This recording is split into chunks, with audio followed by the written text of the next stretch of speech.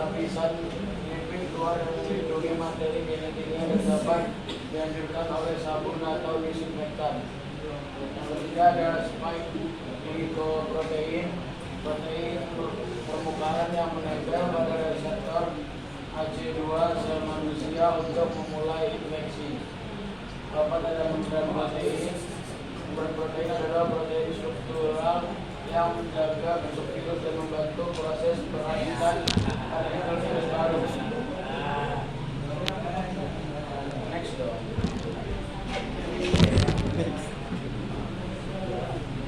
Selanjutnya ada small envelope protein.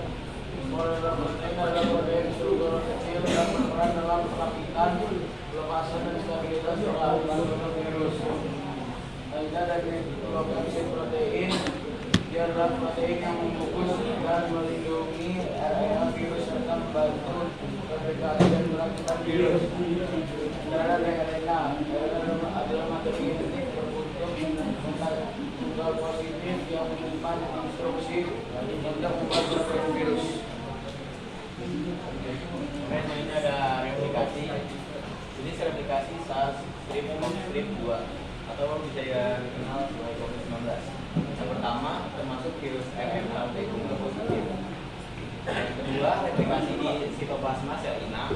Yang ketiga tahapan penempel lalu masuk dan dilanjutkan dengan pelepasan RNA, lalu proses sintesis protein dan RNA, lalu perakitan dan terakhir pelepasan. Dan keempat, menggunakan enzim RNA dependent RNA polymerase (RDRP) untuk mengadakan RNA. Dan yang terakhir, memanfaatkan reseptor AC2 untuk masuk ke sel. Baik, selanjutnya adapun penyebaran virus corona dapat melalui empat cara. Yang pertama, droplet, yaitu percikan cairan. Yang kedua, kontak langsung. Ketiga, kontak tidak langsung. Dan keempat, aerosol. Pertama, droplet, percikan cairan adalah cairan yang dikeluarkan ketika seseorang batuk, berbicara, maupun bersin. Droplet ini bisa masuk ke mulut, hidung, atau mata seseorang dalam jarak kurang dari 1 meter. Yang kedua, kontak langsung.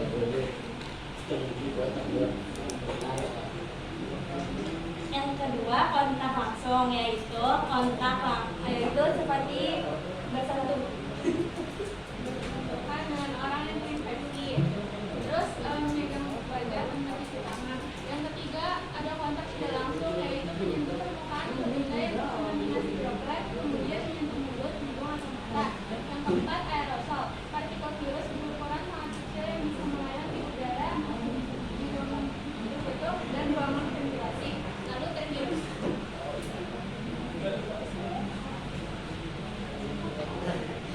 Selanjutnya adalah gejala manusia yang terinfeksi. Gejalanya yaitu ada 3. Yang pertama ada gejala umum, yang kedua gejala yang sering muncul, dan ketiga gejala yang berat. Untuk gejala umum adalah gejala yang dialami oleh pasien, namun belum tentu dia terjangkit oleh COVID-19. Yang pertama ada demam, yang kedua batuk kering, yang ketiga udah lelah. Dan yang kedua adalah gejala yang sering muncul. Gejala yang sering muncul adalah gejala yang dialami pasien COVID, namun tidak semua mengalaminya. Seperti nyeri tenggorokan, kedua sakit kepala, kehilangan indera penciuman atau anosmia, dan perasa atau ageusia. Yang keempat ada sesak napas ringan, yang kelima ada menggigil, yang keenam ada flu dan hidung tersumbat. Yang ketiga adalah gejala berat, itu gejala yang harus ditindaklanjuti oleh medis. Yang pertama ada sulit untuk bernapas atau sesak napas berat. Yang kedua ada nyeri di bagian dada. Yang ketiga kebingungan dan kesadaran menurun. Yang keempat bibir atau wajah kebiruan atau kekurangan oksigen. Selanjutnya cara pengobatan dan pencegahan. Cara pengobatan dan pencegahan COVID-19 dilakukan sesuai tingkat keparahan gejala yang dialami pasien. Pada kasus ringan seperti demam, batuk, pilek, sakit tenggorokan atau hilang penciuman, pasien biasanya cukup melakukan isolasi mandiri di rumah selama 5-10 hari sesuai anjuran tenaga kesehatan. Selama isolasi, pasien dianjurkan istirahat yang cukup, minum banyak cairan seperti air putih atau sup hangat, dan mengonsumsi makanan bergizi yang tinggi protein, sayur, dan buah untuk memperkuat daya tahan tubuh.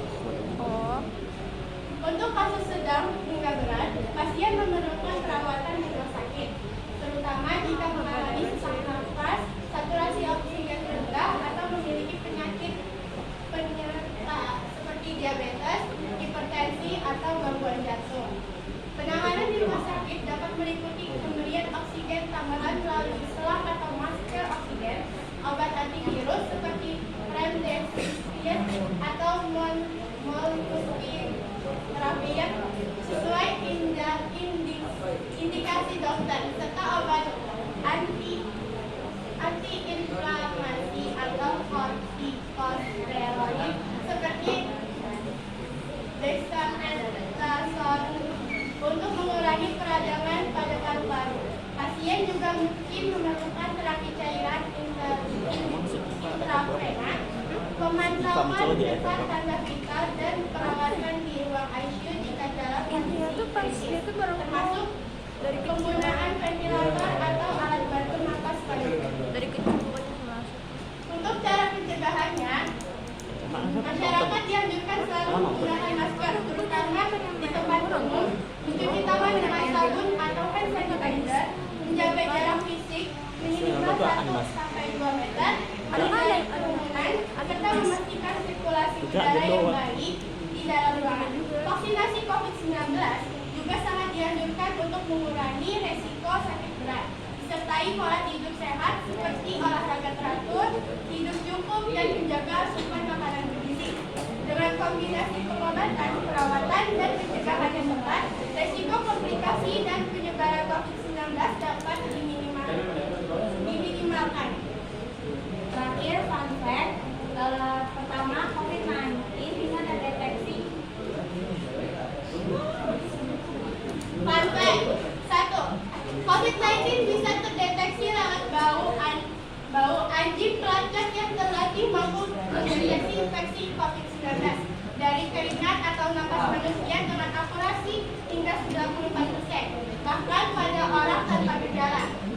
2. Long COVID juga bisa terjadi pada hewan. Beberapa laporan menunjukkan kucing dan anjing peliharaan terinfeksi bisa mengalami gejala berkepanjangan seperti lelah atau batuk ringan. Dari apa yang sudah kita sampaikan, adakah yang ingin ditanyakan? Ya, mencuri. Dulu ya, bukan nanya. Caranya yang gede ya, apa kalau nanya?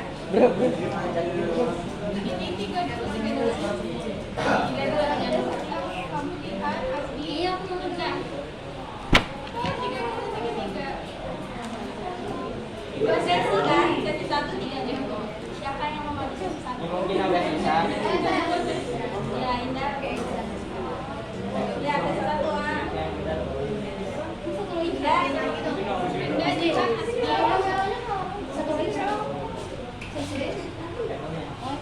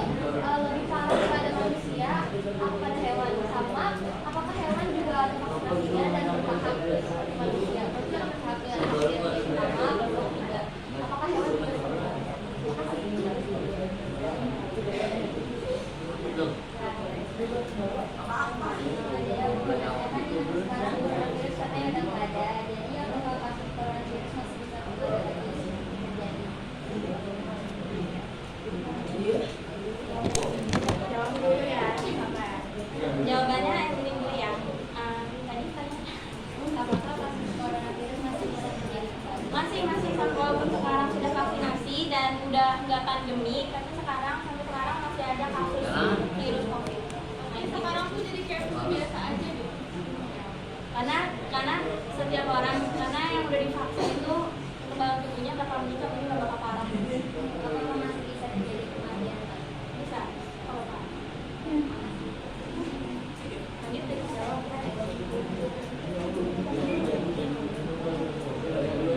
Jihan. Ya. Tadi apa? Itu berarti kan COVID bisa menginfeksi hewan juga kan?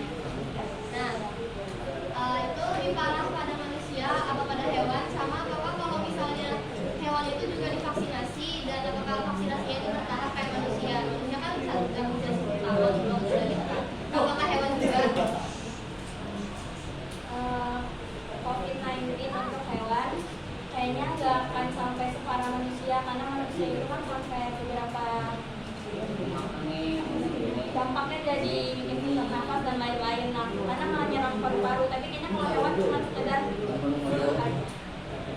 Itu berarti nggak divaksin? Kayaknya vaksin flu, Jadi vaksin nggak ada vaksin COVID-19 untuk hewan. Baik, terima kasih.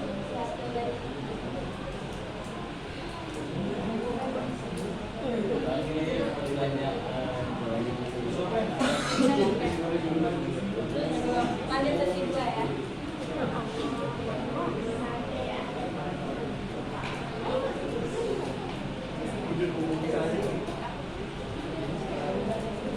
Apakah dari Aditya tadi kelompok 5 penggunanya kemudian mendengar melalui droplet atau aerosol? Jelaskan perbedaan dua jalur tersebut.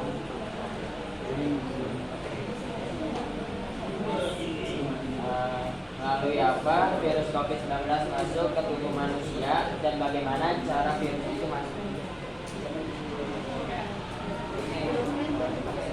Bagian yang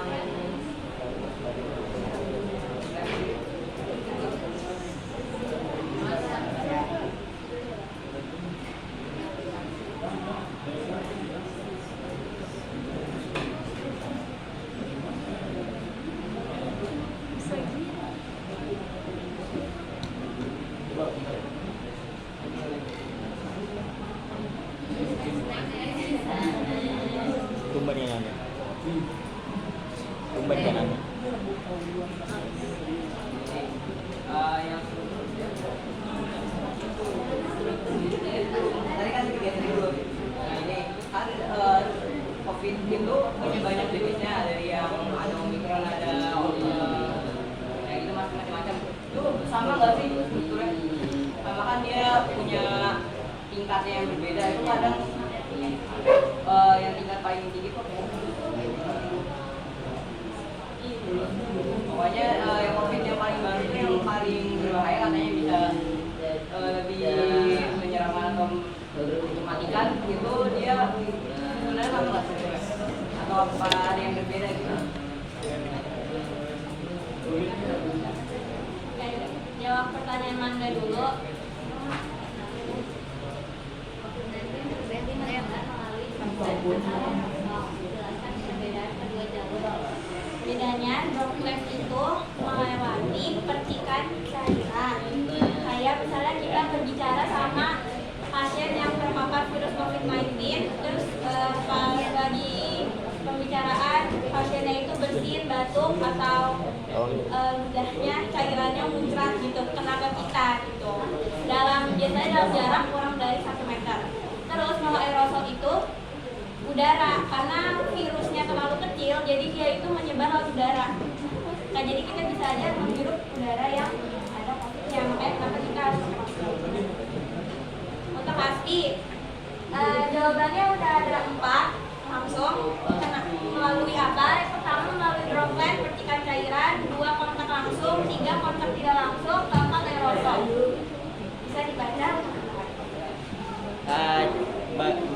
Caranya bagaimana dia masuk ke tubuh manusia? Caranya ya karena misalnya droplet percikan cairan ketika berbicara, mungkin dia cairannya itu nempel atau kehirup ke kita virusnya. Dia kan terpapar tuh. Terus kalau kontak langsung seperti ini bersentuhan dengan orang yang terinfeksi, mungkin tangan bekas dropletnya atau bersinnya. Jadi kita kontak langsung, nah itu menular kalau kita masuk di tangan. Terus kontak tidak langsung bedanya melalui barang. Aerosol itu masuk karena terhirup karena dia ukurannya sangat kecil melalui udara. Terakhir ada pertanyaan yang lagi ya? Kayaknya itu beda atau enggak misal jenis Omega sama Omicron. Men, ini nggak nyaman lagi. Bedanya dari sini tuh Perbedaan nilai tunggal positif sama positif sama negatif ya? Jadi kalau Apakah yang ada perbedaan positif itu struktur? Apakah? dia bisa langsung dibaca oleh ribosom sel inang. Kalau yang Apakah ada perbedaan? Kalau yang negatif, Sebaliknya lihat. dia harus dibuat salinannya dulu. Belum. Sebelum bisa dibaca. Apakah ada perbedaan pada struktur? Pada struktur. perbedaan struktur COVID. Iya, jenis pada ada perbedaan pada struktur jenis COVID-19.